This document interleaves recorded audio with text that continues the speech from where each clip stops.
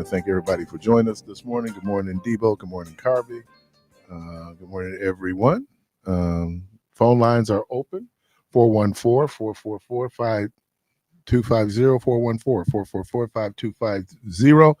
Carvey told me that today is Thankful Thursday. Thankful Thursday. Say it one more time. Thankful Thursday.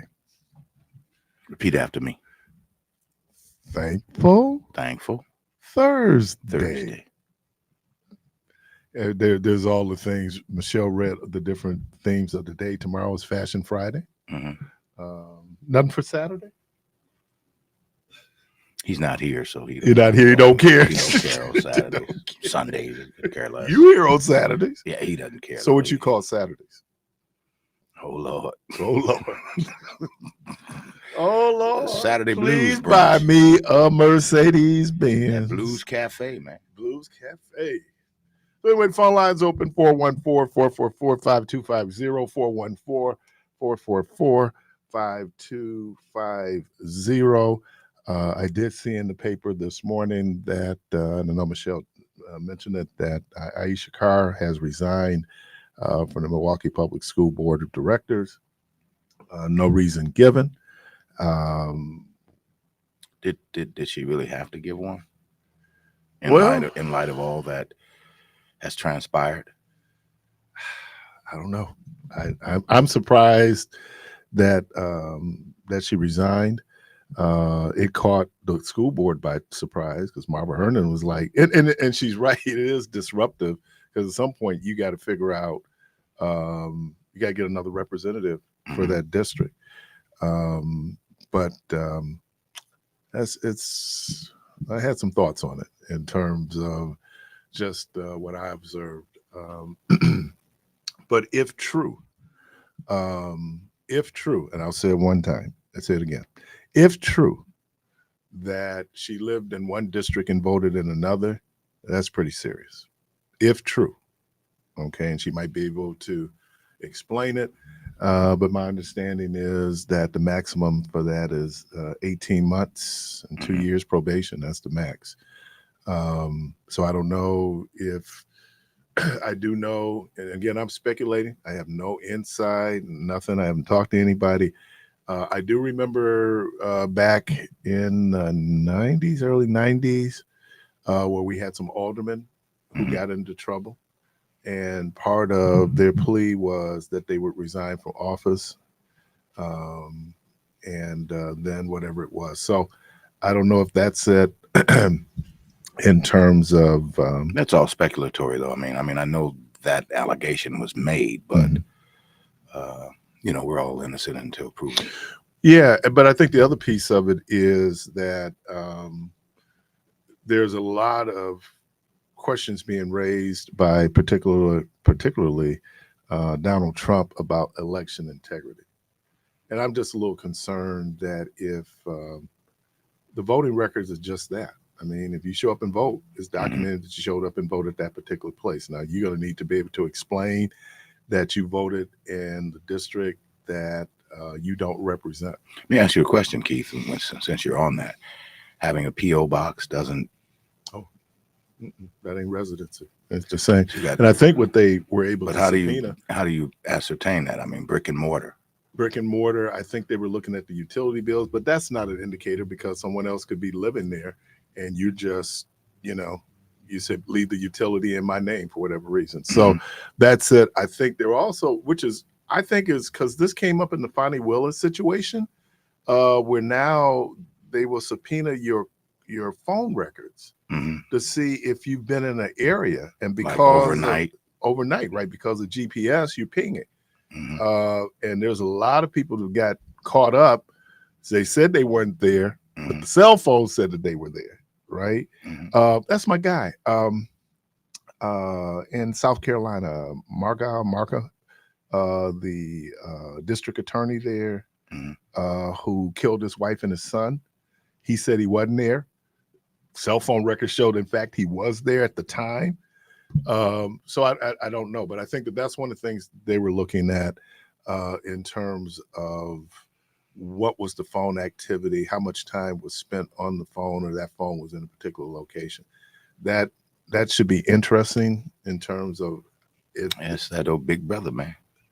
Dude, I mean, real talk, man. I mean, But we have gotten so programmed to these things, man. It's like, leave your phone at home on your way to work. Bet you go back home and get it. But there's pressure out there, and that's a good point. That's an excellent point, Debo, because if I don't pick up the phone on the first ring when my wife calls, it's a problem. Oh, see, that's something. No. What I mean by that is, prior to us having cell phones, right? How did you get in contact with the person? You waited until they called back. Waited until they called, or whatever the situation was. I think the immediacy of the cell phone means that, it's instantaneous, that people are calling. I can just tell you how far technology has come. It was like, we found out about my father's death like a week and 2 weeks after, because it was by mail then, right? Oh, they didn't have my mother's number, so they wrote a letter to the last address, and thankfully the post office ended up ordering. But by the time we got the mail, he had already been buried. Wow. So yeah, and I'm guilty of this, that, I am checking emails. You still have a landline? Yeah, but it's just because of our service. Everything's cell phone. Yeah, everything's cell phone. But then found out with my mom, she was in Brown Deer. There was a power outage earlier this week, but my mom doesn't have a cell phone anymore.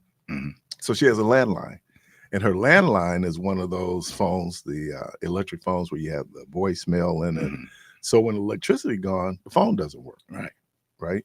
And so, so the emergency situations, there's been the benefit. So we went and got mom a phone.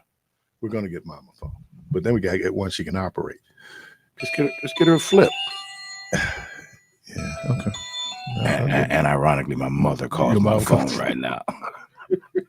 I was at a funeral Saturday, and everybody gets up and gives the admonishments.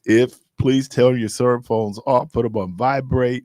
And one of the brothers, the funeral I was at was for the late John Reed, good brother. And so one of his nephews was up doing a tribute. No, he's reading the obituary. And all of a sudden the cell phone went off. And he said, but he had a great line. He said, that better be Jesus calling. I thought, okay. Yeah, because I'm trying to figure out who's calling you at your mama's funeral other than a bill collector. Who calling? If people know you, they know that at this point you're burying your mama. So that whole convenience piece. I heard something else that was really, and you all can please join in on the conversation on this. We were talking about the situation with little Miss Hines, who tragically lost her life over on Teutonia and Green Tree. And one of the callers, and I don't know if they were mindful of what they said that, with these young people, the person who allegedly ran her over was 30 years old. Okay, and I think it's almost, we have now so conflated reckless driving, the Kia boys, right? Stolen cars. We put it all into one big thing. And then I don't know if people are comfortable in saying it's young people. And that's not the reality. Channel 12, I think it was 12, went out to that street on Teutonia. It's the posted speed limit was 40 miles an hour. They had a radar gun and they clocked a car going 80 on Teutonia and Green Tree. On Teutonia and Green Tree going north. Wow. 80. And there were other cars doing 60. I mean, it. And you going right past the academy. Right. No, this is further up. Yeah, but Green Tree is further up, right? It is, but I mean, you got to go past it to get to Green Tree. They don't care less, man. And then the little spot they showed, it's like, man, people were doing, and it was, when she said double, I thought it was double the allowable speed. Usually you're going to catch a ticket at 20 over. People were doing 80. That's and these speed. Look like these like for a city street. That's a high rate of speed, man. That's a high rate of speed. You're not, what is it on the freeway? 65? 70? And you're doing 80 on a city street? You're doing 80 on a city street. Wow. And here's the thing about when you're driving that fast, just like this young lady's trying to cross the street, your ability to react or respond is because of the speed. And you don't see so well. No. When you're moving that fast, especially in congested areas where where people are living and moving and cars are pulling and coming and going in and out. Yeah, that's crazy. And at the same time, we're talking, and I don't know. I mean, I'm frustrated. I'm like the mayor, right? But I don't know what you do. Like, for example, some things I don't know if you just have to just let it run its course. We're not talking a lot about Kia boys now, are we? I'm not saying they ain't out there, but we ain't talking about them. So my point was that could have been one of those trends, and people had that little moment and they'd have moved on to something else. But when you just see people driving, and again, I'm not perfect in my driving, and do I violate? Oh yeah, I mean, but I think that we have to be a little bit more mindful. You said something I thought was right on point. I no longer, when the light turns green, immediately, if I'm the first car, shoot through that intersection. Better not, because people are still coming through. And I know I did it in Tulsa. Yellow is caution. Proceed with caution. But what happens right when you're up on the edge of yellow, turn it into red? A lot of them keep going. Right. And now it's something that, I don't know if people notice this, but there's a delay. City engineering now has figured out. So there's the delay. Let everybody get through the intersection, and then the light turns green. It's not immediate, and so, but part of that is understanding the traffic patterns. We're in a big city, which means that, people, there's a lot of space, but speed is, and we don't talk a lot about that as reckless driving. I think people are talking about, what was it that they used to do when they come up on your right side? What was that? Baselining, right? Yeah, baselining, in traffic, swerving. Swerving. Yeah. I don't see swerving anymore. People ain't swerving anymore, are they? Carby still swerving. Carby, you still swerving? Carby, these programs are monitored, man. They could be waiting for you when you come out. Mr. P? Can we see you, Mr. P? What did he just say? I still swerve. Yeah, you said it, so you. I didn't say nothing. But he gonna blank you. They trust me. They hear you. As Jesus said, thou hast said. I didn't say nothing. You said all of that. But no, I think, and so this conversation, I think it gets back to the word I used yesterday, indifference. We are so focused on what we're doing, sometimes we become indifferent. You were just saying that you don't see stuff because you just caught up into what you caught up into. The one or two accidents I've ever been in my whole life was, both of them was inattentive driving. One of them, it was me, and the other one, we got hit, it was her. But yeah, I mean, it's so, when we talk about it, I know people hate the mitigation, going up and down, but in some spots. Now, when they mitigated over there on the Lisbon going into Walnut, that's really fascinating because that's an artery to the expressway, but it's really slowed traffic down. And now you see where there's a lot of congestion and or choke points that you see based on that. It slowed the traffic down. But then it's late at night when people full trying to get home, and they're doing a whole lot of damage, trying to get home because they're drunk and they're out driving. So we have that issue here. But as Michelle pointed out, that issue seems to be everywhere. They talked about, especially, and a lot of this is COVID related, because when we're on the lockdown, I can remember coming to work here in the morning, and it'd be very few cars on the street, right? Because a lot of people working from home, no school buses, which really, when you can tell when school is in, traffic is very different than when school is out. I was watching a bus driver yesterday.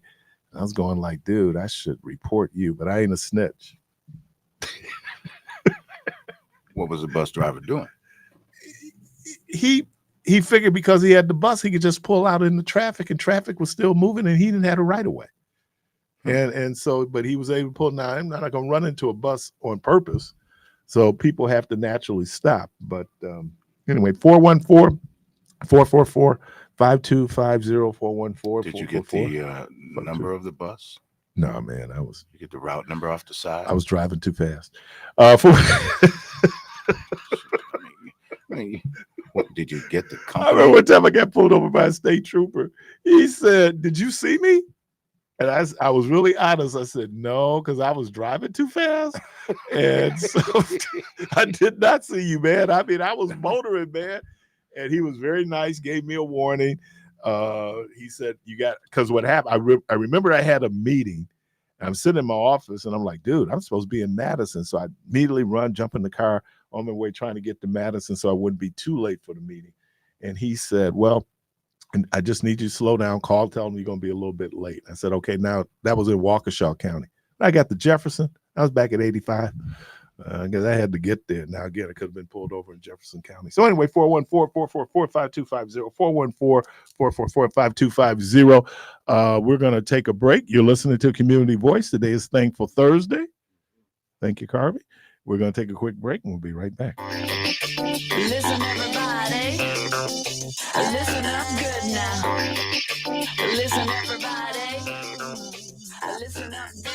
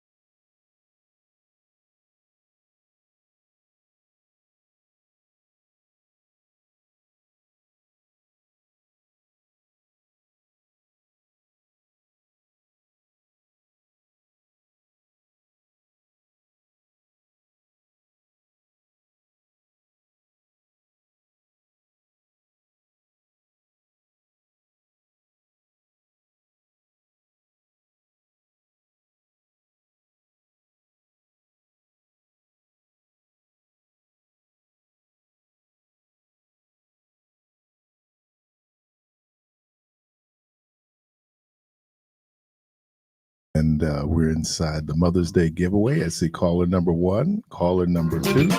We gonna bring them up on there. We're gonna talk to them, or what we gonna do? Oh, they're the winners? No, they ain't the winners. Watch this. Good morning. How are you? Hello. Hey, you I'm calling? great. How are you? Great. You're caller number 1.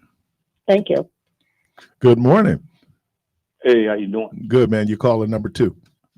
It's going to be fun. Good morning. How are you? Pretty good. Am I the 8th caller? No, you're number 3. Okay. All right. Good morning, caller. Welcome to the program. Hello. How are you?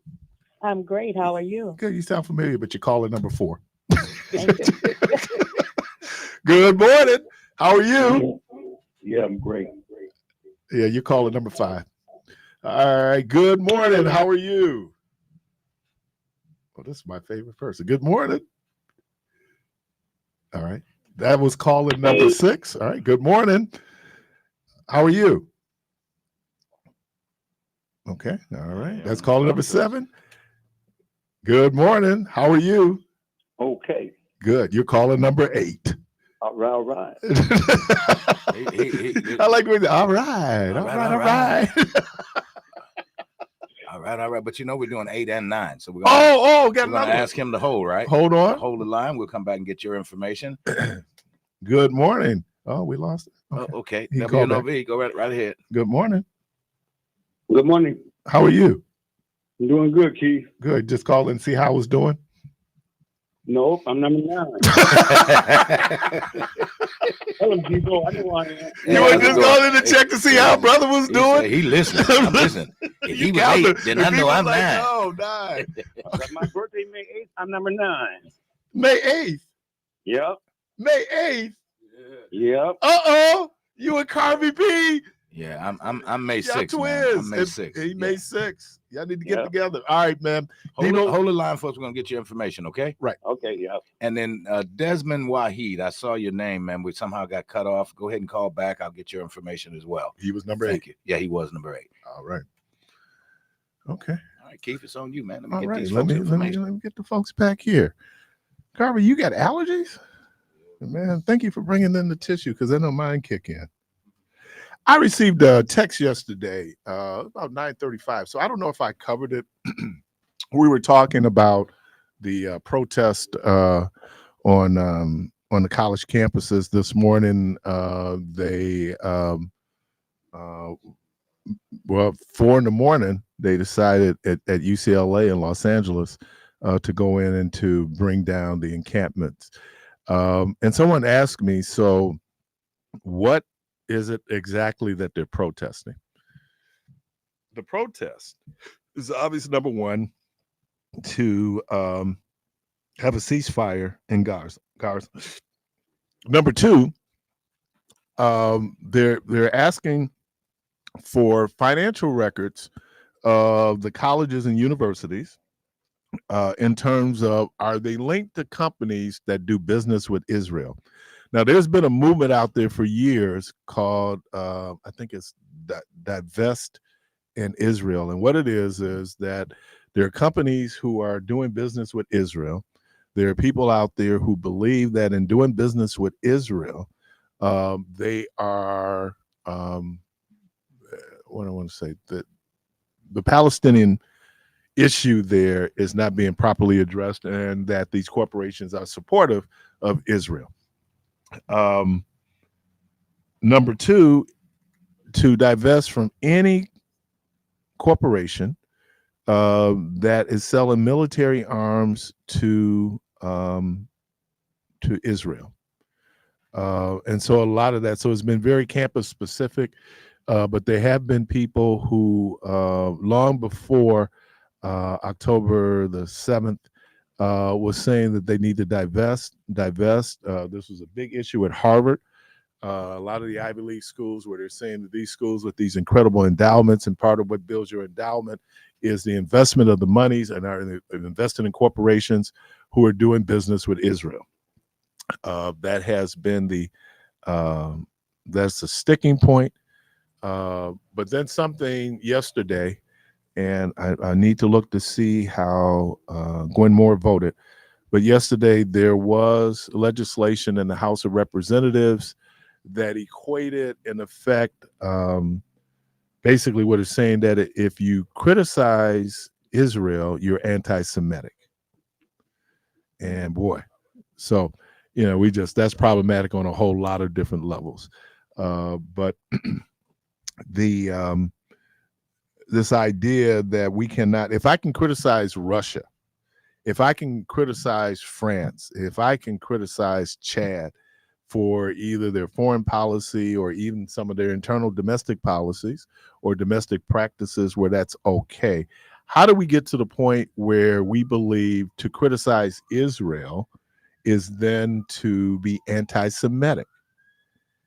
Because quite frankly, if you look at Israel, a significant portion of its population is non-Jewish. What I mean by that is Palestinians, right? And so this idea that if I criticize Israel for her policies, even as it relates, it would have been, we know that there were folks from Sudan, Ethiopia, who are Jews, but they're African. And so they immigrated to Israel because I guess all Jews can return home. That is return home. And so they're allowed to then immigrate to Israel. But then to get to Israel and find out that they're discriminating against these folks who are Jews, they just happen to be African. So obviously I would criticize that policy, right? It's a tough situation politically in this country. Because there are people out there who are very, very, very fearful of the Israeli lobby, the amount of money that they're able to raise. If you're a politician, you can get groups to come out against you. They can raise money to primary you. If you're a Democrat, let's say they're going to primary you. If you're not necessarily supportive.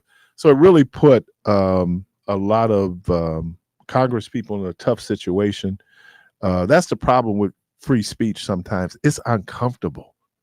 It's uncomfortable. And when you speak truth to power, it's uncomfortable, certainly for the people in power to hear that truth.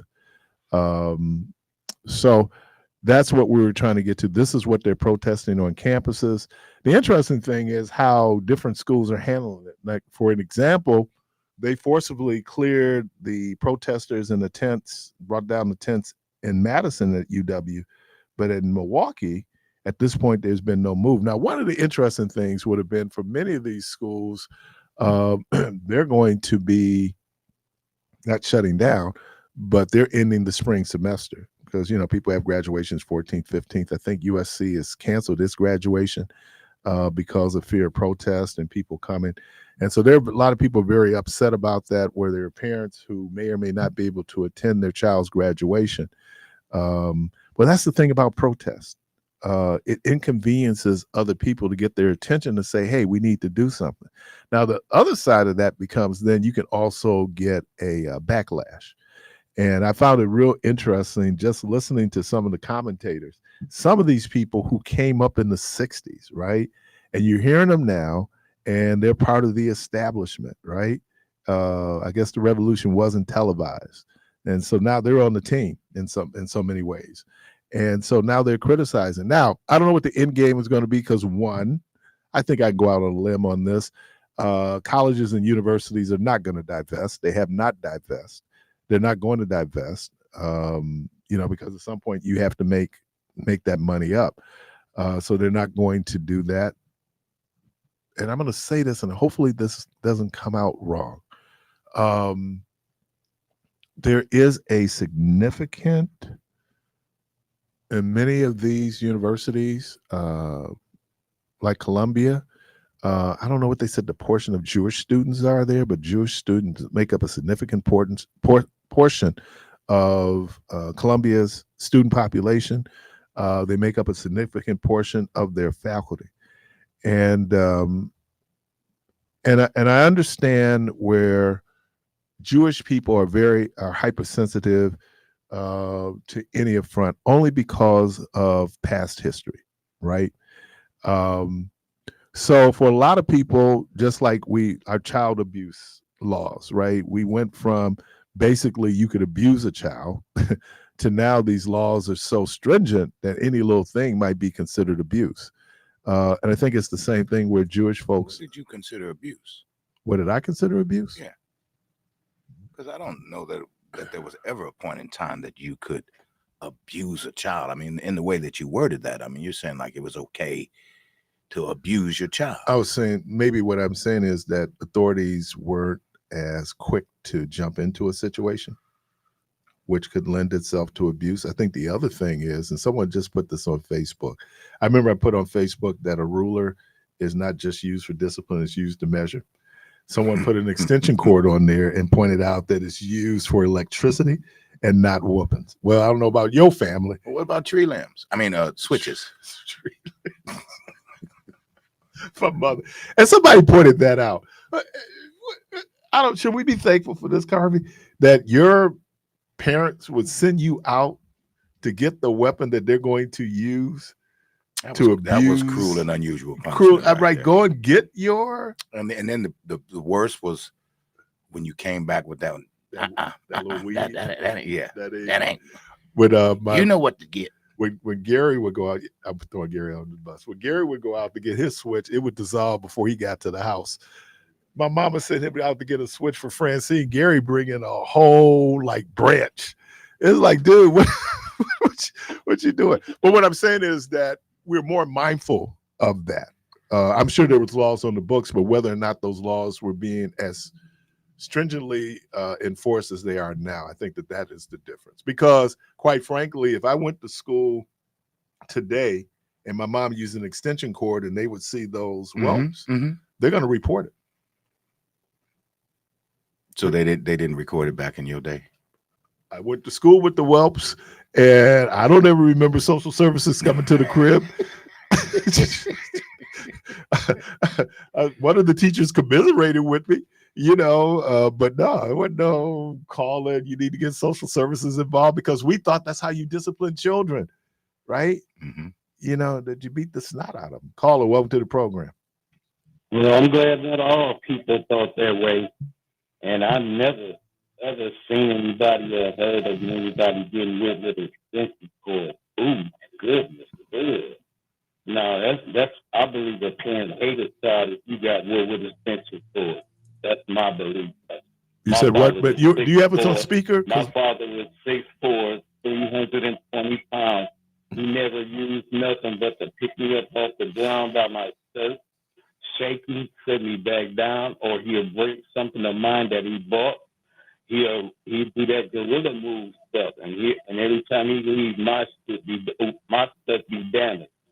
But then I learned that, hey, I'm gonna lose something that man love bought me if I make him mad and not do what I'm supposed to do. So I'm glad that I wasn't. Never extension cord. Wow. If you ever got with an extension cord, your parent hated you. Dang. Wow. My mama didn't hate me.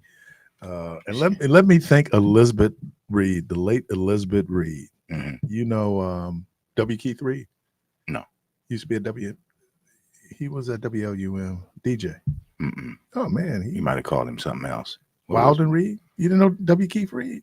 Oh man, he was the upstairs DJ for years. Okay. But look, maybe because if you had a dad in the home, dads are not going to use an extension cord. But if it was your mama, I know my mama did, and it was Elizabeth Reed. I was going through something, and she said, "Cliffy, I got something for you." And when they introduced, we went from the belt to the extension cord. That was a game changer. I bet it was. It didn't change any behavior, but it was a game changer in terms of consequences, man. Because, you had the constant reminders, and based on my complexion, I had the constant reminders of just what happened, man. I mean, and my mother. Did you stay into mischief? I mean, what you acted as if you. Let's not make it sound like it was like that's all she was doing. It wasn't. And my mother said this, and I agree with her. She said, "I only get you for 20% of what you do." And I'm looking at the eyes, going, "Yep." I remember my mother used to tell me, Boy, I keep trying to give you a break. I said, but boy, when I get you, I'm gonna get you for old and new. Mm-hmm. And wait a minute. See this also Throwback Thursday, Carvey. How when your mama said I'm gonna get on you like white on rice? Mm-hmm. Yeah. Oh, that's why I love all African people all over the world. That was an African mama someplace who See, said I'm gonna get on you like white on rice. And you My go great grandmother used to tell me, said, boy, I get a hold of boy, I'm gonna blister your tail. Ooh. So I knew hey. Oh, she know you know right out front. You're gonna have some blisters when I get through with you. Just don't make me. My grandmother. Yeah. My grandmother was the famous. Have you heard Jay-Z's song Threats? Whose song? Jay-Z is Threats. But this dude just throwing out all kind of threats. You know what he gonna do? And that was my grandmother, right? Somebody just texted me and said, "What about the one when they said, shut up? If you don't shut up, I'm gonna give you something to cry about." Like you already like this did. wasn't like all the blood in here wasn't enough. Carla, welcome to the program. I'm gonna blister your tail. Good morning. I wanted to give you a couple of observations about corporal punishment, if you will. Yes, sir. My father used to hold me up by my ankles with one hand and beat me with the other. He's a strong man. He used to take 3 limbs of the bill He's a and tree slap limb. them and put me with the back end, the patty end. I would be numb. And speaking of extension cords, I think I had some experiences with extension cords, but you've heard about that 6-gauge wire? That's like a blackjack. I was threatened with those, but I was never hit with them. Mm. So I've had some. I think that makes. I hated my father for that. My mother used to have to pull my dad off of me, and my dad started taking me away from the house to whoop me.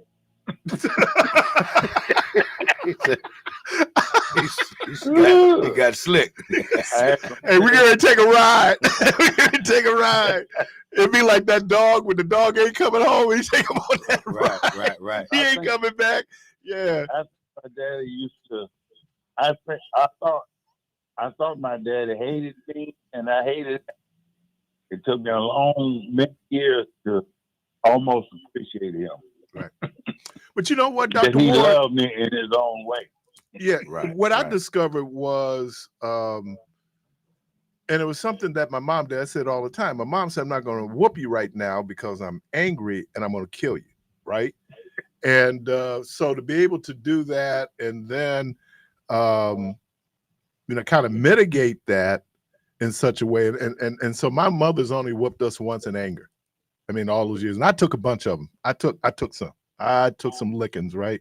But no, she didn't. And I think that's the thing. Now, there's this whole historical discussion around how much of this is a remnant of enslavement in terms of how our ancestors were disciplined for compliance and obedience, and how much of that were we programmed in that in terms of we just whoop a child. Now I wish it was just enslavement, because there are other folks out there who are non descendants of enslaved Africans who do the same thing.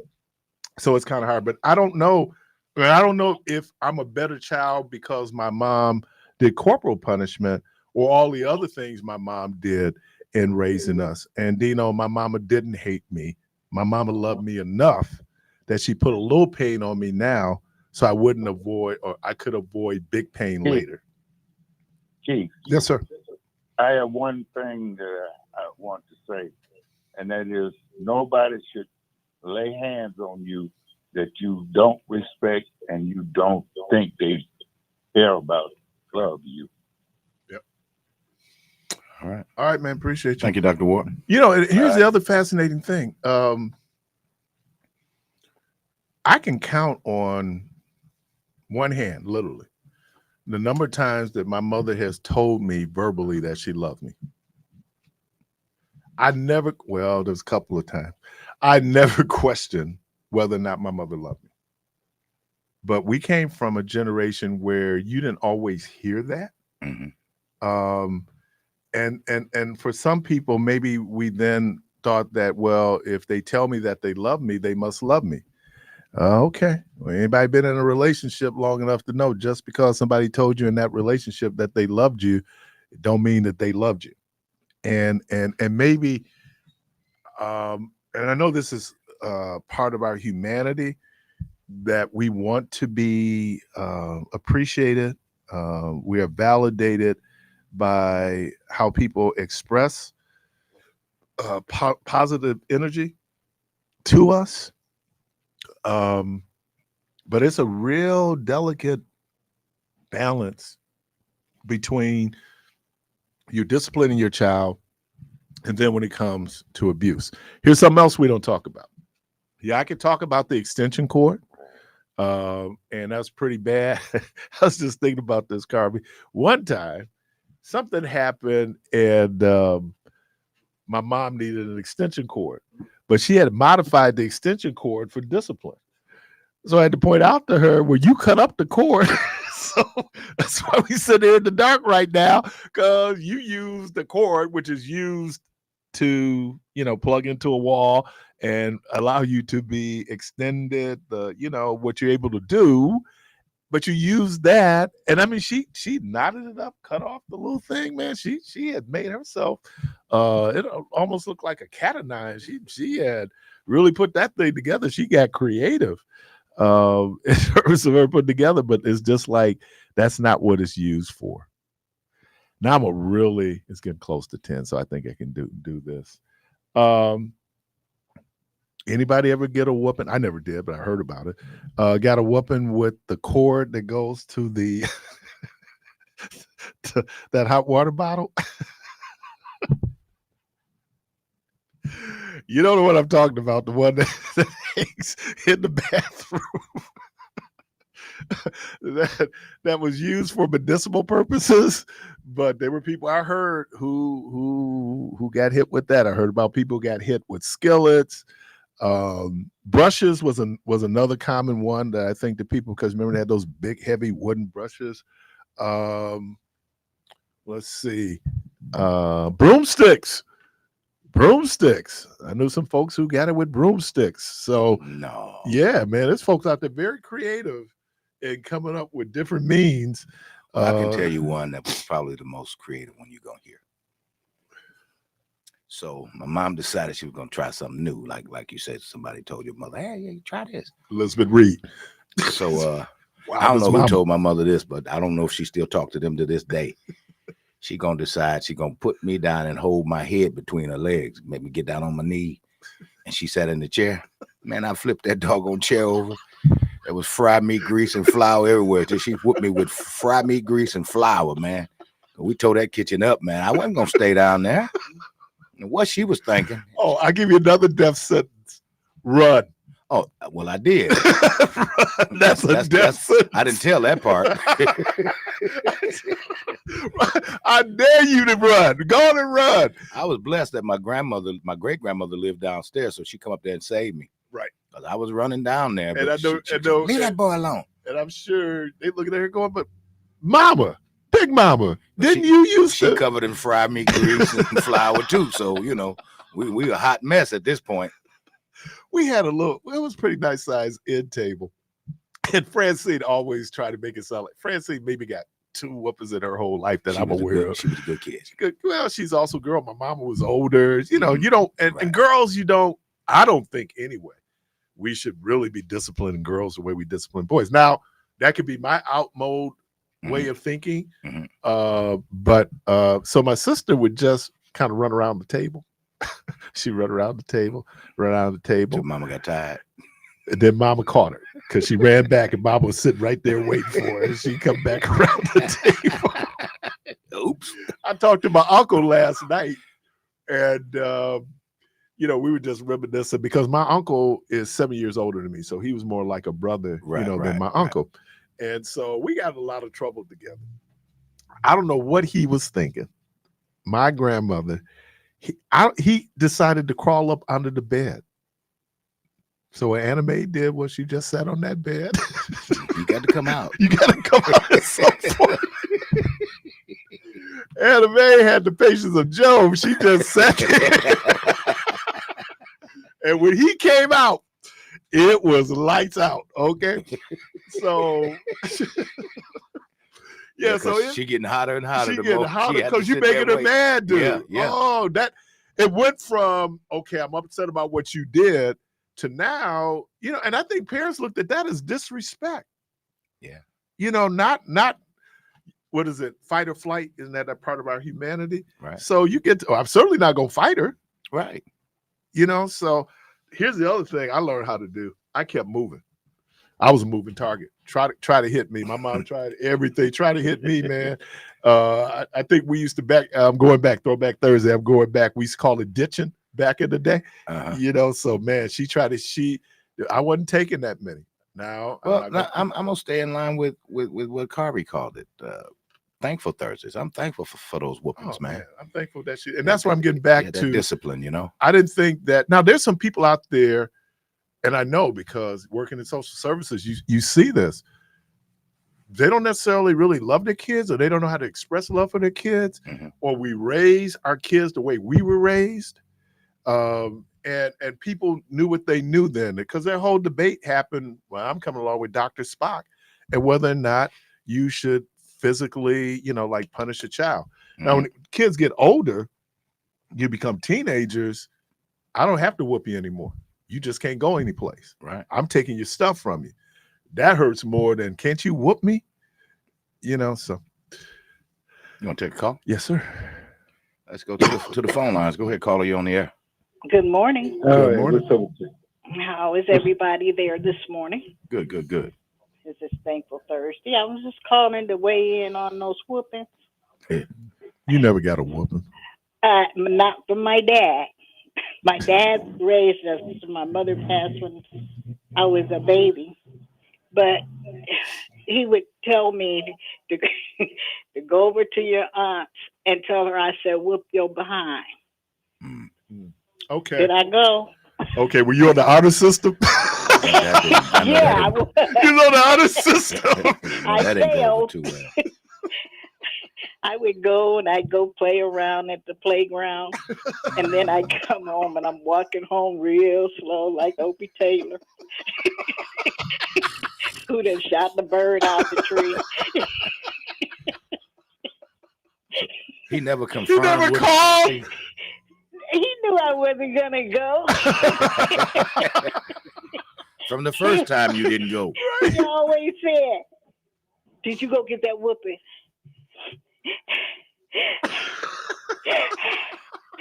She said she gonna give me another check. Wow. Of course, I was the baby. Right. Oh man, my mama gonna send me someplace like I'm gonna show up. Right. Shoot. Wait, I had a brother who would always catch me and stuff, and he would grab me by the shoulder and drag me over to my aunt's and say, beat her. My daddy said. No, he wouldn't even go there. Because my dad was working all day, and I was at the hands of my 6 siblings. Okay. And they all thought they were going to raise me. And I think they did. I was gonna say you sound like you turned out all right. Yeah, you did all right. I did, and I'm thankful for that. But you know what? I just wanted to talk about. And did y'all mention the ironing cord? Oh no.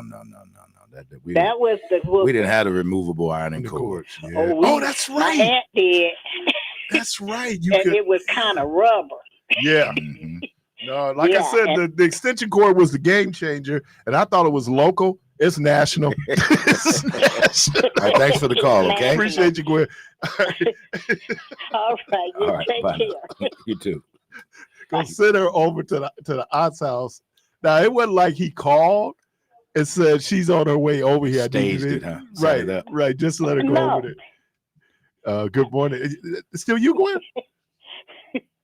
I didn't go. Oh, okay. All right. No, Well, I would go to the playground and play with my friends, and then I'd come home all sad.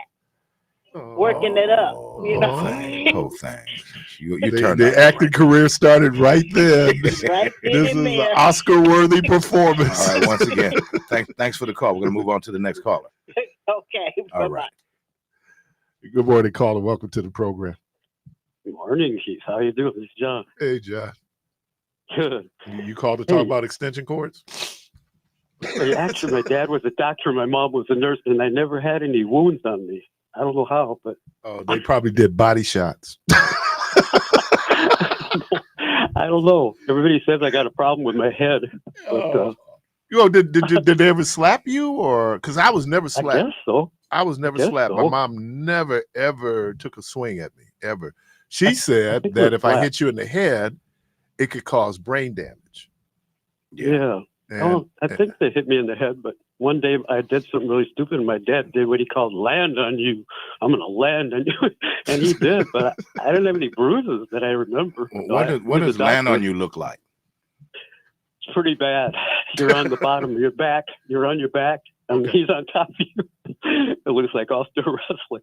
It's pretty bad. well, I think for us, even the difference is if you had a dad in the home and how dad did discipline because he was just so physically bigger, where your Very mom, different. she had to rely more on pain than strength. Why don't you hold on, John? We're up on the break. I'm gonna pick you up right after the break. We'll be right back. All righty. Thanks. That's fine.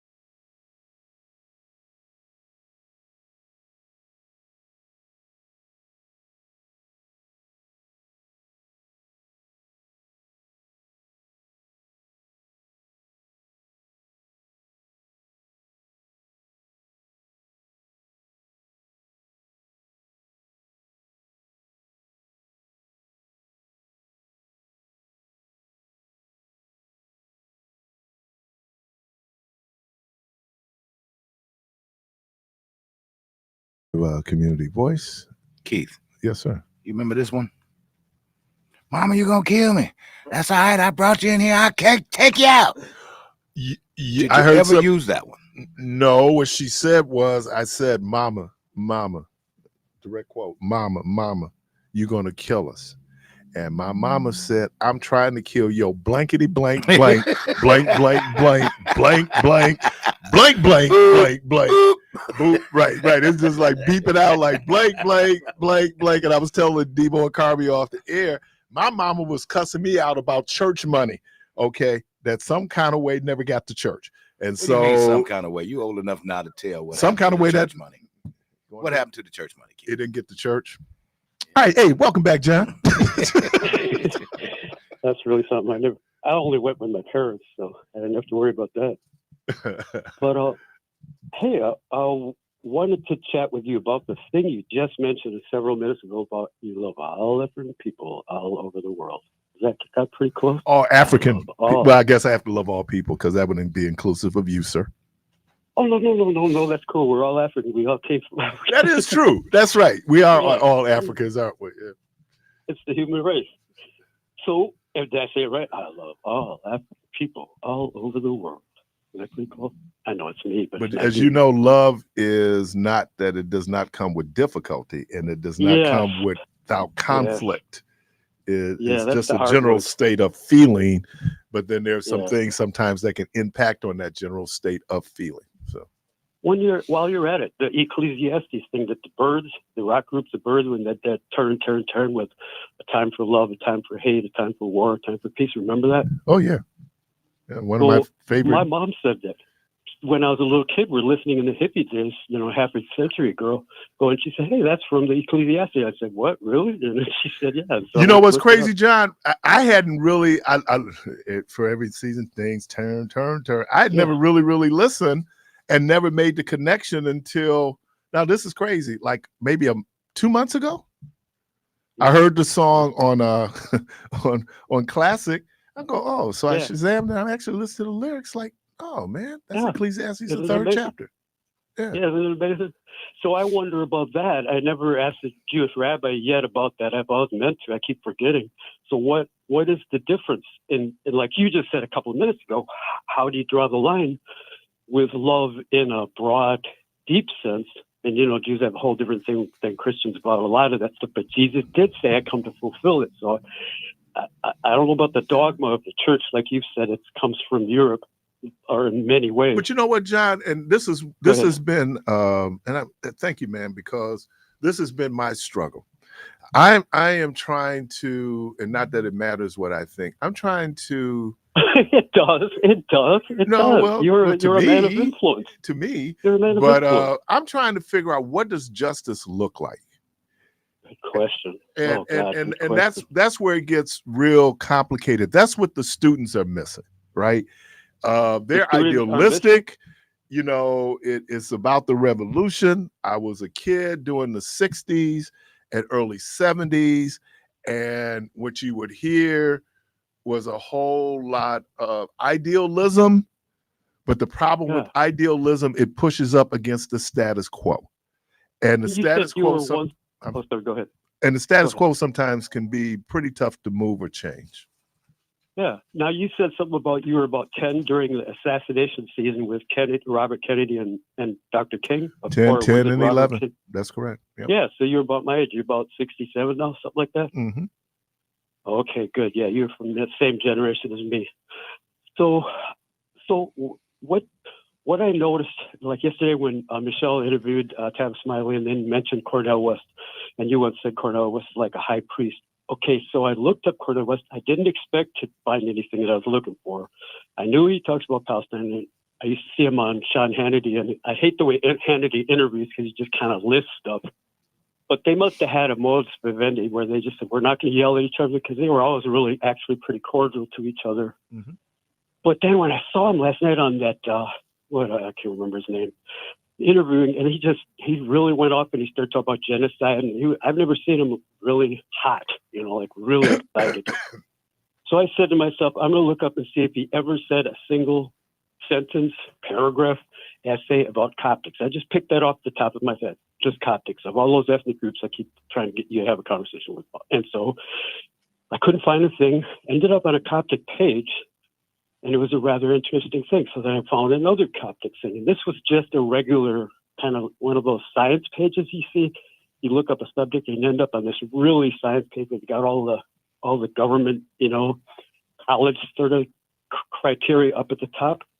And they had this thing where they're talking about these Coptic men who work in Libya and Coptic people who tattoo Coptic stuff in their arms. So you wouldn't know they're different because they're the same Mediterranean, look as the Arabs and the Berbers and everybody. But they wear these little Coptic symbols, which have Coptic writing, Christian symbols. So these Al-Qaeda guys would go around, pull your sleeve up. And of course, that would reveal who they are. So it's like a Jew wearing a cap, or like, my granddad and my dad used to argue about whether the Jewish ghetto was worse than the black ghetto. And that my dad would say, well, the black ghetto is worse because you wear it in your skin. And my granddad would say, no, the Jewish ghetto is worse because you're actually behind walls. So here's this Coptic guy. He's got a little mark on his arm. And evidently it's a big thing with them. And other than that mark and their language, but they don't have to speak the language in everyday life because they're Arabized enough that they speak everyday Arabic.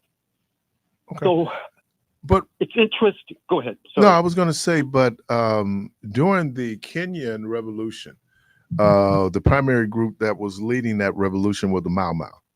And Correct, yeah. what the Mau Mau did was everybody was Mau Mau. So they would put the markings on you. So even if you tried to deny being a Mau Mau, you were put in because they were saying this is everybody's struggle, right? Right. For a particular group of people, and that what is Kenya. Sure. But it's fascinating because as we talk, I always think about when I get off the air after you and I have a conversation because just like I mentioned that college students are idealistic, man. I majored in saving the world in college. That was my major. Okay. Not so you for real, but you're just no, but you know what I mean? But that's that's your aspirations. You're going to get out. I'm going to be the next Martin Luther King Jr.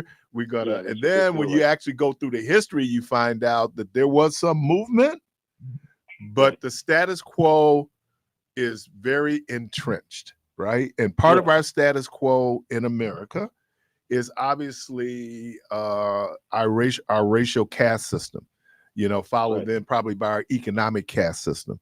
But now I hear what you're saying in terms of when people go other places, and I'm going to pull back a little bit and say when you listen to it like a Cornel West, the progressives have always talked about. But here's the interesting thing politically, and this is why you won't hear the Biden administration, anyone in the Biden administration use the word genocide. Because based on the Geneva Convention, based on even American foreign policy, that when genocide has been declared, then there's acts that people need to do to stop the people who are doing the genocide. All right. That's I'm being very simplistic about how the rule works. So that's why you won't hear. So when Bill Clinton was in office and Rwanda, right, when they were having the genocide going on there, the world was slow to call it genocide, even though I think ended up being 100,000 people, maybe more than that, lost their lives, where it was definitely ethnic cleansing. And it's something that your grandfather said. That was a very interesting debate, which was the worst ghetto. Because ghettos were created in Europe, right? I think the word ghetto means like artillery island, because in Italy, what they did was when they were doing their programs to eliminate Jews, they put them out on this island, right? And it was called like a ghetto. And then when Hitler and the Third Reich went to the final solution, a lot of that they used was it David Horowitz who wrote the book? I'm trying to remember, wrote the book, the Holocaust. I'm not sure. I remember reading that book. I don't remember. And that's a huge book. But the thing that was so disturbing about this thing, I don't know if you've seen this movie now, Something Zone was nominated for Academy Award as a German film, and it talks about this guy. He's a concentration camp commandant, and how the families had carved out this idyllic life, and you would hear gunshots of people who were being summarily executed. You would hear the ovens in the background, this constant hum. But these folks were just acting like nothing was happening, right? The Like German guy. Yes. The German guy. Yeah. Yeah, and then him and his and then- family. so he's got this normal life in his other life, Right. like that Cardinal movie, the Cardinal with the guy, what's his name, playing the priest in the Vatican, and the Nazi can't cross the line. He can't cross the line, and he's protecting all these Jews. And so when your grandfather says that in terms of the ghetto, part of what was happening in the ghetto was just how capricious and arbitrary, how when it got towards the end, it was like everybody had to go in. But prior to, when they were going into these concentration camps, when they were going into these ghettos, you would have a lottery to who's going to die today. And so people would wake up not knowing if my number is going to come up. And to have to live under that constant terror, right? Yeah. I mean, and so it's some hard. Jews had to choose. I think some Jews were chosen to choose, and then Right. the Jews had to choose amongst themselves who's going to be the chooser, which is obviously a horrible thing. Right. It was Hey, this well, whole psychological thing about the ghetto. And so I pulled back. We had a term a few years ago, probably in the 90s, ghetto fabulous. And I said, there's nothing Right. fabulous about the ghetto. It isn't. And when Right. you really get to the history of ghettos and what they Yeah. look like, it's nothing, the suffering. And then when the end goal is to isolate and then to eliminate, you would hear people say that, like the German families, when Americans were going in, and the Americans and Russians went in to liberate those concentration camps, they would make the people who lived in those villages come. Yeah, Eisenhower did that. Yeah, Right. Eisenhower brought the mayor, and then the mayor went home and committed suicide. with his Right, wife. because they knew what was happening. People were working at those concentration camps. They talked about how it looked like it was snowing because of the ashes coming from the furnaces, right? Right. You know, so right. when- I mean, when- to laugh like, I'm not laughing. No, I like know the laughing, but irony yeah. of that whole Yeah. thing. I'm trying to think Never what the name of would've that thought of movie that. is. Something Zone. But man, when you watch it, and it's done in German, right? So you get the subtext, but you watch these people just like they were so indifferent. There's my word from yesterday to human life, and in some cases just hostile. And then you know what they're able to do to justify that form of genocide? They said that Jews were less than human. And when you declare another human being as less than human, then that opens up the door for you to do all kind of incredibly nasty things to that human being, because you don't consider them fully human. And that's where it was. So I would kind of agree with I think both your dad and your grandfather was right. But when you forcibly put people into a space, and the design of putting them in the space, and let's talk about something else that happened here too. The Nazis stole everything from these folks, right? Oh yeah. That's why Yes. people are trying to hide gold, because you want to have gold, right? That's the one international currency.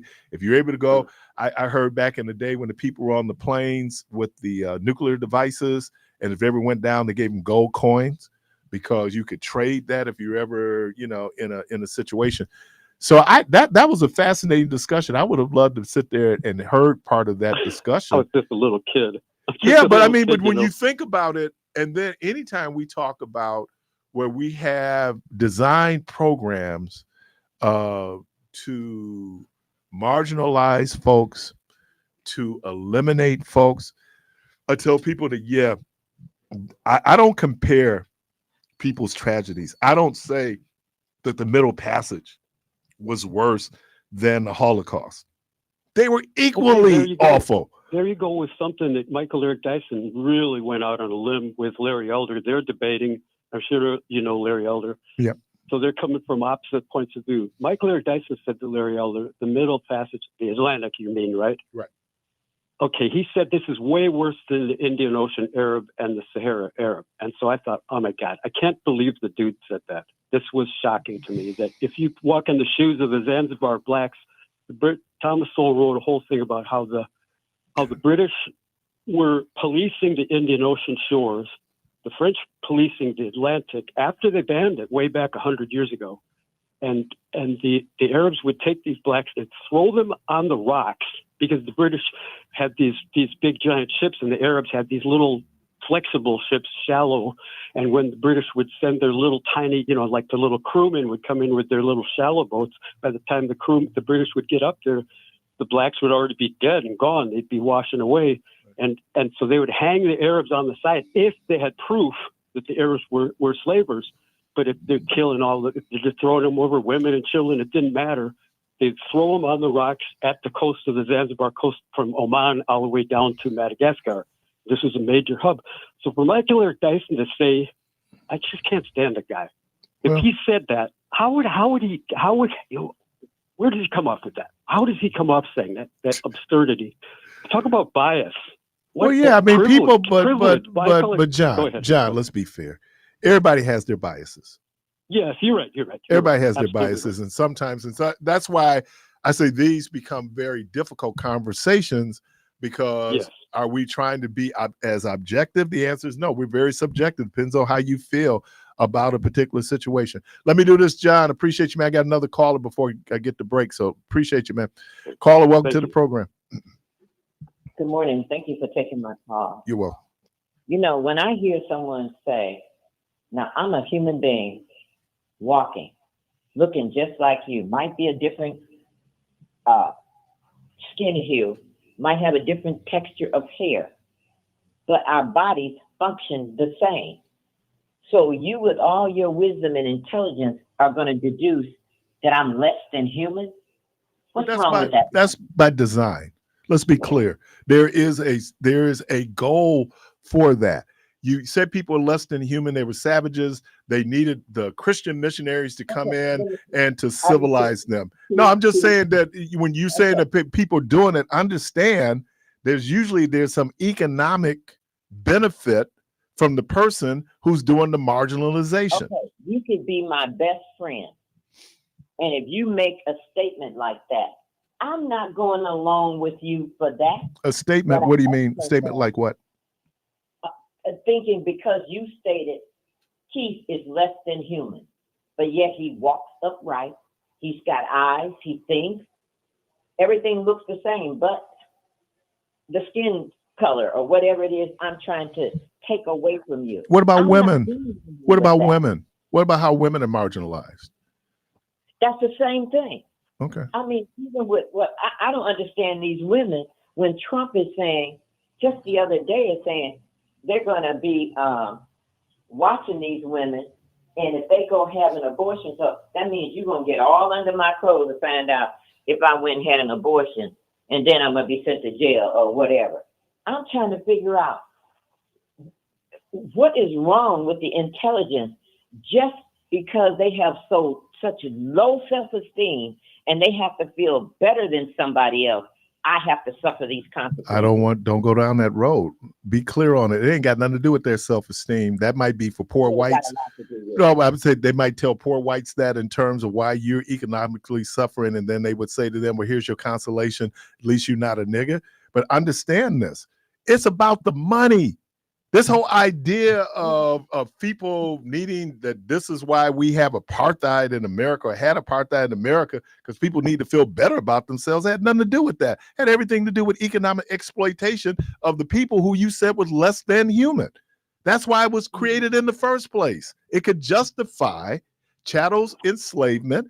It could justify colonization by saying that the people less than. There's this thing called the law of discovery, doctrine of discovery. All that, you know something, all that's well and good, and it sounds terrific, but just your average, everyday person, you don't have to go to college to understand that's greed, and you're only going to have one system. You're going to have the have and the absolute have not. No middle class no more. And those poor rural people that live in the rural areas that are no better off than the ones that live in central city. They have to understand they're just pawns. He cares nothing about them. And if you watch the people that sit behind Trump, some of them look like, why am I here? Why? Yeah, the expression on their face is like stupid. You couldn't pay me any money to betray or to show up simple for anyone. And while we're playing games, they're just study working us. But I know one thing, people in community, we need to show up at all these different places to show them that we're watching what they're doing. Just like the guy that's the president of the Common Council now. I wouldn't want him to be mayor. He's already showed who he is. What did he? When you Well, run a roll state- back. What did he show that he is? What did Number one, if I'm on a committee, you think I'm going to be impressed because I got 4 assignments and you sitting over there with one and you're just as capable of buying as I am? It's not about. Did you hear any of those other alders complain about that other than the alders who were impacted, primarily Andrea You know Pratt? why? You know why? Because they're too afraid to. They're gutless. And once you show up gutless, then you've already been Why are you tagged. saying that they're gutless? Maybe they're doing what's They are. political. Because look, Number one, if Malele would have won, Malele would have put people in that Malele wanted to put in. And it would have been Let me some explain people, something to chances you. are, hold on, it would have been some Malele people. would have done. She would not have done it. She would We not don't have know given what them Malele would have done or would not Let have me just say done, something, Keith. but Let that's me how the just say- game is played. Oh, really? Yeah, if Everybody you don't take play care the of me, same I'm going to game. take care of you. It's called quid pro quo. If I vote for you, obviously, then you're going to do a benefit. That's why I'm voting for you. First thing is going to be this. If you vote for me, I'm going to show you a little something. But I'm not going to go overboard. That's over the line. That's over the line of your authority and showing who you are. Now, you, Chief, sometimes you puzzle me. Why? Because of the size that you take. Like, okay, I'm agnostic on this. My point is that every Common Council president who had the power to appoint people to committees appointed the people they wanted to appoint to those committees. That has not changed. Malele would have did the same thing. So what people are upset about, to do that, Chief. okay, then But then it's not a right and wrong of it. It's just how the business is. You're not going to give one person 4 jobs and leave eligible people that have communities that have to be represented all of the weight on the other side. Come on. I might. Then you know something. I had the You would power not be too. the kind of person I'd want in office, and you would not be who I'm voting for. Okay, I appreciate that. But what I'm saying is, and that's the naivete that people have, where, this wasn't about right and wrong. This was about politics. People made their decision on who they were going to support. Because if Malele had won, the people certainly who supported her would have benefited from her winning. I think you heard a statement that Michelle made, that Malele had said. She is not picking. She's picking qualified people and put in positions. Thank you for taking my call. I appreciate you. Well, she might have a problem getting my vote. I'm just saying, if that's why people line up the way they line up. You're listening to Community Voice. We're going to take a break. We'll be right back.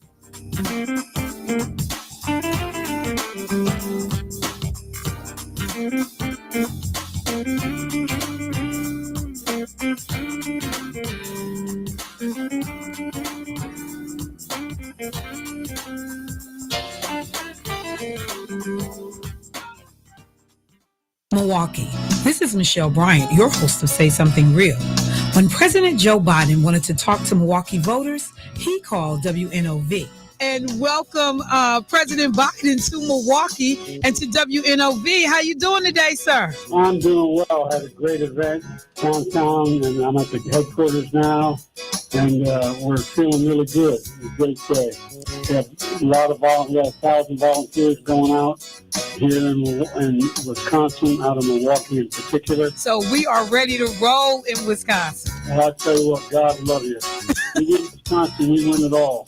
For up-to-date election information, keep it locked on WNOV 860 AM, 106.5 FM. Peace, family. I am the black woman lover, the black man's brother, the culture teacher, hood healer, the ghetto witch doctor. Hey, mama, there go the CMOS, man. It's going down at the Wellness Our Way event at the Sherman Phoenix. We got 2 live yoga sessions going on. It's hosted by Jamila Carney and Agape Yoga Street. We got Emotional Intelligence by Darrell Jefferson. We got Shadow Work by Courtney Francois. We also got local holistic wellness vendors. So come on down, let's get healthy together. May 4th at the Sherman Phoenix, 3536 West Fond du Lac Avenue, sponsored by the House of Vitality and WNOV. Y'all better come on in. Looking for reliable electric and plumbing services? Look no further than Mr. Harris Electric Plumbing, Heating, and Cooling LLC. With over 50 years of trusted service, you can count on us for all your commercial and residential needs. From keeping you cool in the summer to cozy in the winter, we've got you covered. And here's the best part. Seniors enjoy a 5% discount on furnace and central air installations. With Mr. Harris Electric Plumbing, Heating, and Cooling, you won't sweat the details. Call today at 414-702-5598. That's 414-702-5598. The Wisconsin Black Chamber congratulates Jocelyn Cooks, the fourth winner of the pitch competition. I'm Xavier, Director of Events for the Wisconsin Black Chamber, inviting you to our upcoming events. The National Executives Network is hosting First Friday, May 3rd, 5:30 to 8:30 at Bronzeville Kitchen and Lounge, 2053 North MLK Jr. Drive. May 11th is our annual Mommy and Me Fitness Walk at Veterans Park. Bring your mom and your kids out. We kick off at 10 a.m., 1 mile walk, fitness instructors, yoga, food, health, and retail vendors. At 4, the boat rides start with the Milwaukee Community Sailing Center. Register now. Join us for a great time on a great lake. The next third Thursday, featuring the pitch competition, will take place during the annual Big Hat Soiree, May 16th, 5 to 9 at the PAC. All attendees must wear a hat. The next Black Winemaker Chicago day trip is May 25th. Sign up now, online, or at any of our events. Visit twbcc.com. Don't miss out on what we have going on.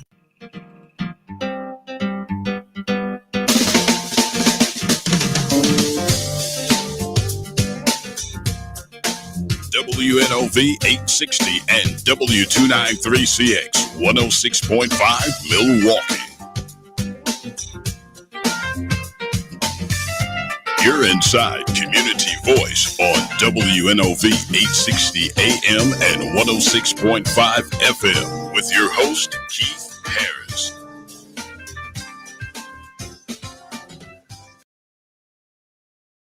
Phone lines open 414-444-5250, 414-444-5250. Just kind of finish up on the last caller. I'm not going to use terms right and wrong on this. I'm just saying this is how the game is played, right? To the victor goes the spoils. And maybe, no doubt, I have no reason not to believe her, that maybe Malele would have done it differently than Parris. I don't know that. And I'm not saying she would or she wouldn't, but I'm just saying that's how it's done. If you support me, I'm having you support me for a particular reason, right? Or I'm supporting you. Isn't that the game of politics? That is politics. And it depends on what side. If you're on the losing side, then, you know. Because here's the thing, and I've said this before, having seen politics at its best, I realize that a lot of times when they come to the table, it's already been decided in the back room. That's when I'm coming to your office, or we do lunch or something, and I promise you some things in lieu of your vote. And typically that's what transpires. So if I win, then I got to come through with what I've promised. Therefore, is it wrong? Is it right? Or is it just business of politics? Right. And here would be my concern, that if I don't know what it is with it seems to be with Perez and with Pratt, but I don't know what their relationship is in terms of that. But yeah, I mean, it's been done. And if we went back, I'm sure we would see that if such and such voted for a person. And now some people say that the good thing is to keep your friends close and your enemies closer. Watch this, Keith. The alderperson said, I want you to have the license, but publicly I won't say that because I need to keep my votes in line. So I'll take care of it by the time, I'm going to abstain from voting. Actually, I'm not going to even vote on it, but you'll get them. Yeah, because he's lobbying in the back. It's already taken care of in the back. Because guess what? If I'm hooking Debo up on the north side, Carby might come. I'm gonna hook Carby up on the south. Now, let's understand. Let's assume these are legitimate situations, right? But I mean, that's just. And I know we don't like that part of politics, right? We don't really want to know how the sausage is made, but boy, trust me. Yeah. Caller, welcome to the program. Good morning to you, Mr. Parris. Good morning, sir. Assalamu alaikum, and thank you for taking my call. This is with then with regard to the makeup of the political executives, the alderpersons, and our mayor, Brother Cavalier Johnson, Mayor Cavalier Johnson, because I don't know him personally. So this is what I'm thinking. Carby do. That's great. Just look at this. We have a young black man who is the mayor, and we have another indigenous person. I don't know if he's Chicano or what they call him. Puerto Rican. Boricua. Yeah. Okay. It's all right. Then that's family. And what we ought to understand is that where Milwaukee stands, it stands on the precipice of something that could be great or it could be dreadful, as the book of Malachi states. The great, I shall send unto you Elijah before the great and dreadful day of the Lord. So, with our brother Cavalier Johnson, Mayor Cavalier Johnson, and the Common Council President, Alderperson Parris, I think that we should look at those two persons and how we can perpetuate the continuity of us as not two separate people, but one people who have suffered under the oppression of a government where we were once, in particular us as black folks, sold as chattel slaves. And here it is, our brothers who hail from Puerto Rico, they suffered the same situation. So I think that overall, there is a chance, if we do not allow gossip and conjecture to rule the day. Those are two black men, quintessentially, as far as I'm concerned. And if there is a problem with our people and how they have been designated to particular committees, I was a part of student government and blah, blah, blah, blah, blah. So I understand the functions and how that goes. That does not mean that your voice has been quelled or silenced. It just means that you have to find stronger allies. And again, and overall, we should not become like America with the Caucasian people. They're casting one another out. We are not as the Caucasian people are. We don't throw ourselves into the fiery furnace just because. Those two brothers are represent a chance for this city to become a place of destination, and it could become an example. I think it will be a better word, an example of what the two most downtrodden people in this country have experienced if they collaborate and work together. What could become of our situation, whereas we can make it better as opposed to being divided and being conquered, because that's the objective, to divide us and conquer us and to make us go against our brown brothers because he's not as dark as you, but he is of the original people of the planet Earth. I hope they work together. You know, it's interesting. I was watching a piece. Thank you. You're welcome. I was watching a piece on the, it must have been 50 years coming up on the whole busing issue in Boston. And they were talking to Reverend Rivers, and they were saying, you know why it's hard for Boston to elect a black mayor? And he said, it's not just the numbers. He says that in Boston, the issue is what island you come from, right? So are you Jamaican? Are you Bahamian? Are you from the Virgin Islands? Or, you know, it was, so these things that we use to divide ourselves. I'm just saying that politics is about power. I'll say it again. Politics is about power. Who has the power, and then how that power is used. So what we do is we form political parties, for example, because there's people who have a shared either economic vision or shared social vision or shared whatever vision they have. They come together, pool their resources, you form a party, and then you try to get people elected who are supportive of the messages of that particular party or entity. That's how it works. But people are in there for power. You want power because if I'm an alder, I want the power to be able to deliver for my district, right? That's why I want power. Now, you get megalomaniacs who just power is the drug, power is the motivation. They are nowhere near what Plato described as the enlightened despot. They could care less. It's about the power. And I'm telling people, don't underestimate power. If you ever had a little bit of power, you understand why people are so attracted to power, right? So that's what it is. It's a power dynamic. Now, Debo said something that I thought was very interesting. It's the optics, is what it looks like, right?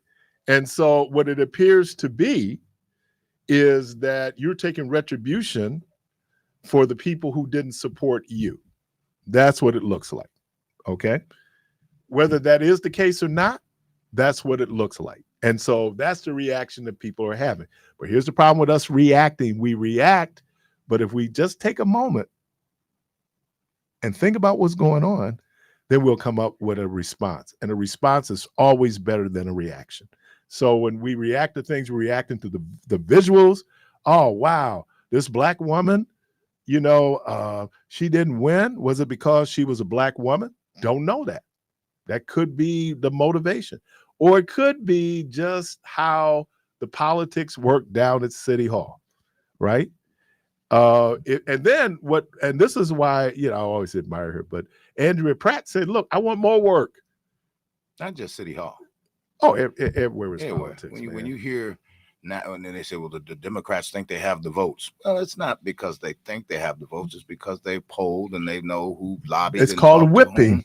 My job is to go. That was Hassan Jeffries. Is this Hassan? Which Jeffries is there?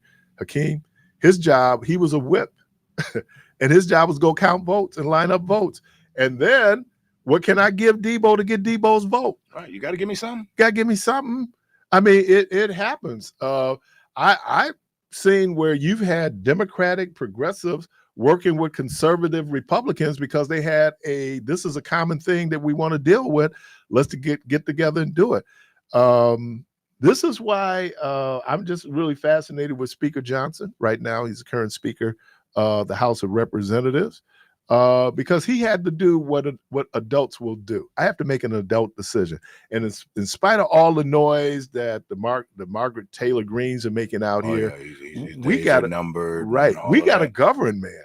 And you've had some people who've kind of caved in to those loud voices over there to the detriment of the whole dealing with that. So again, I don't know. I'm not going to say he's right or wrong. He being Council President Parris, I'm just saying that's within the purviews of his power. But it would be the same thing. Some people go where Malele won and she appointed Keith, and somebody go, why she do Keith? It's a tough one. Keith, I'm on this committee, right? And this committee, then we'll just say licensing. And there's a store on 27th and Burleigh. We're going to use 27th and Burleigh with all of the problems that it has. There is one. But hey, we want to put a liquor store there, right? Right. Now you know, the guy owns the building, the whole nine, and he's put a lot of money. He's fixed it all up and wants it real. He's got it really, really nice, right? But yet you don't want him to have it because you can cite 2 blocks this way. There's 2 licenses down there and 4 blocks that way. And so we're going to use concentration, right? So now keeping in mind that you are going to need my vote for something else potentially down the road.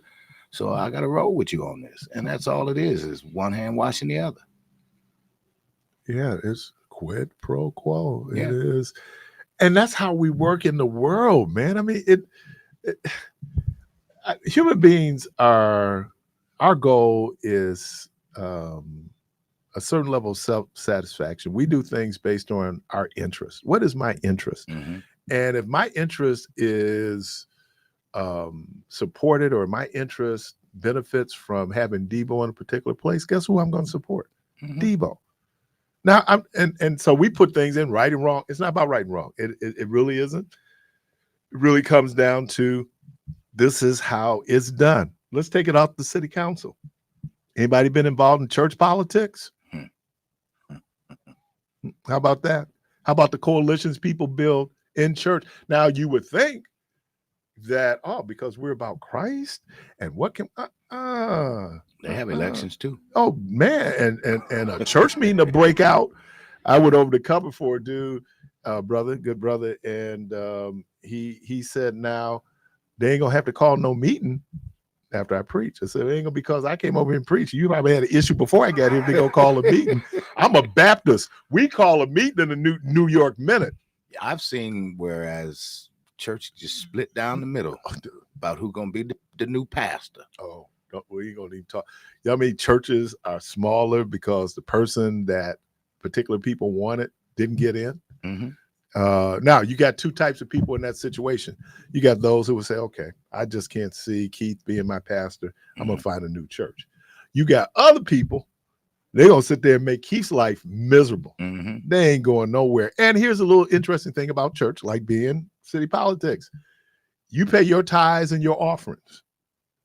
That's your church. That's how you look at it. That's your church. I hear people all the time talking about my church, because you've made a financial, in some case, sweat equity, people, the volunteer work that you do. So you feel like, as well you should, you have a stake in all of this. In some instances, and here comes the politics, who has influence with the pastor? Let me ask you a question. If you are a member, you're on the roll, right? But you ain't pay no tithes. Do you have a say? Nah, they're not gonna. Depends on the politics. Depends on the situation. What did they used to call it at Metropolitan? Oh, they're gonna clear the house. And what that meant was they go get the contribution book, see who's contributed, and if you ain't at a certain level, see ya. And you ain't got nothing to talk about. Yeah, but they made that threat. I never saw it happen. But yes, I did. But it's potentially. Oh man, I'm telling you. And there's a term that we use in the Baptist church. I don't know if y'all use it in other churches. When I'm moving my membership, they want to know that I was in good and regular standing. Oh yeah. What does good and regular standing mean? I'm attending church and I'm paying my money. That's good and regular standing. That's because and look, that it's an organization, it's an institution. You got to have rules, right. And part of how we do it is through politics.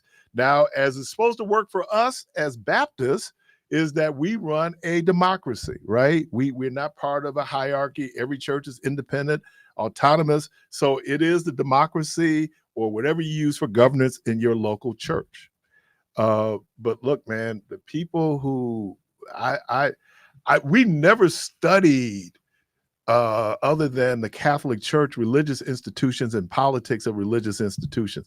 It would be a fascinating dissertation for someone to get their PhD, because what you find right now, the Methodist Church in America is going to split, because the Methodist Church in America, the hierarchy is going to recognize LGBTQ individuals, right? There are people going to walk because they're conservative people who are saying, no, that ain't going to happen. So, caller, thank you for your patience. Welcome to the program. It's me again. Yes, sir. And I want to check you on the way you treated that. Just agree with you. Dr. Ward, do you have us on speakerphone? Please, yeah, please take us off. You'll come through a lot clearer. Oh boy, that ain't no better. Hello? Hello. Yeah, that's better. Okay. Anyway, I had too many lately for a long time where people to try to apply logic where not it or work.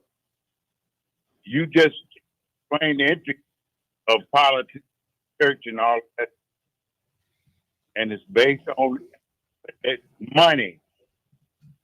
And I agree with Malele that he got enough time, but they should more fairly. And I think Parris could have done it and he can still do it more fairly. But again, we just got a good blessing from you and Dr. Debo, and y'all have a good one. All right. Yeah, it's when you grow up and you remember and you learn that the world is not black and white. Right. I mean, that's a big disappointment, because just growing up, everything was absolute. This is it. That ain't. And then we make those adjustments, right? I mean, we say that the world is gray and that there are nuances, and I'll use another word, fluidity. It's not quite as black and white and concrete. 414-444-5250, 414-444-5250. I'll tell you another big disappointing time in your life, when you find out your pastor's a man. Or a woman. Human. Right. You find out that they're human, right? Right. You know, it was the first time I ever heard a clergyman cuss was Father Dominiac. I had never heard a clergyman cuss before. And the class was just going bonkers, right? I don't know what it was people was on that day. But by the time he got finished with us, and the words I heard coming from that priest, you know, it. But here's the other thing. You're not, stop putting pastors and preachers and clergy on pedestals. They're going to fall. They're going to fall. It is because, you know what? They're human beings, and they're dealing with life just like you dealing with life. And so we had this, oh, I can't believe he did. Well, he's a human. Why couldn't you believe it? Right. And then you did it. Call him up to the program. Good morning. Good morning, brother. Oh, brother, what's happening, brother? I'm blessed, man. You said something. You said that the Methodist Church is going to probably be a split because of some have accepted the LGBTQ ideology, and you said because some of those Methodist people are conservatives. Well, let me say this to you, Keith. That's a myth to believe that only conservatives fight against LGBTQ or abortion or any of those things. If you look at Proposition 8 out in California, same-sex marriage, that thing lost, and it didn't lose because of conservatives. There were Democrats and black folk. I don't want anybody to think that you're anti-black if you don't believe in homosexuality being considered. You don't have to believe in it, being. Meech. I don't You want just anybody don't. to You just believe don't that. tell anybody else that they can't do it. That's the No, issue. then you don't Not tell what you anybody that they believe, have not to your do it. behavior, but you shouldn't tell me what my behavior should be. Well, you shouldn't push your behavior on I'm me not to pushing make my me behavior want- on you. I'm just saying if I contribute my money. Well, if I, hold on, Oh, let me hold show on, you hold how on, you Meech. pushing If your- I'm contributing my money to the United Methodist Church, and you take my money and you spend my money, but yet you say because of who I love, I'm a second-class citizen in the church, that's some BS. Well, that let me say this to you. I think that's not. I don't think that's the truth. And that the way hypocrisy that's needs being to worded. stop, because some of the most homophobic preachers I have, when And then you said turn something around else. and you look, who's erecting their choir, who's playing their organ, who's singing in their choir, who's sitting out in their congregation, gay people, and gay people are giving money, but you're not putting them out. You just want to marginalize them, and then there's some who will get up and try to pimp people's See, emotions. this is not the problem, brother. This is not the problem that most people are having with that particular block of people. The block, what it is the problem that we're having is that we're being silenced as regular people here. Okay, you can't if they're pushing their way of life on me, and You're and I not want to pushing address their this way of too, life before- on you, Hold on, let me Meech. address this part right here That because ain't you made true. a statement about the membership, and they can't vote if they're not monetarily involved. Let me tell you something. The reason why the doors of the church is open, the reason why they push membership and membership drives is because a lot of times you take your membership status to the bank when The you're number getting of ready people when you're trying to get get a money. loan. Huh? When you're trying That's to get a right. loan. See, so your body is actually more than the dividends that you're putting in. And then some of these larger churches, they're trying to get a twofer because while the music coming, Yeah, man, it's my final break. man, I had something to say. Boy, I was finna get there. We'll be back You want to tomorrow. hold me over for 1 second? No, man, because I gotta do something before I go. Appreciate you calling me tomorrow. It's good, Lord willing. I hope to be here tomorrow. You're listening to Community Voice. We're up on the last break of the program. We'll be right back.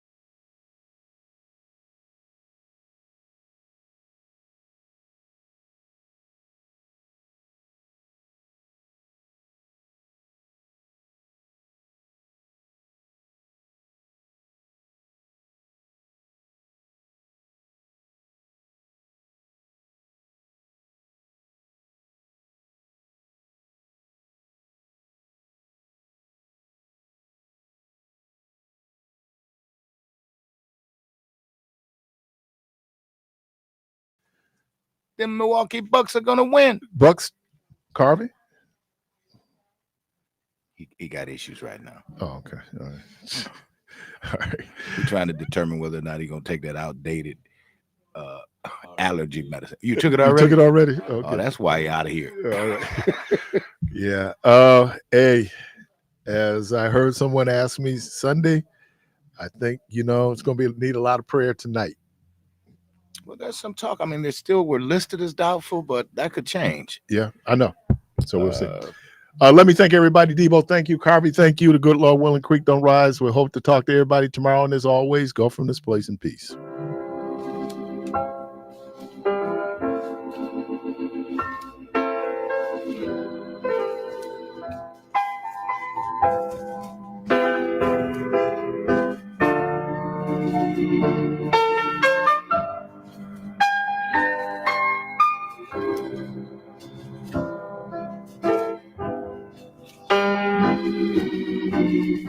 Father,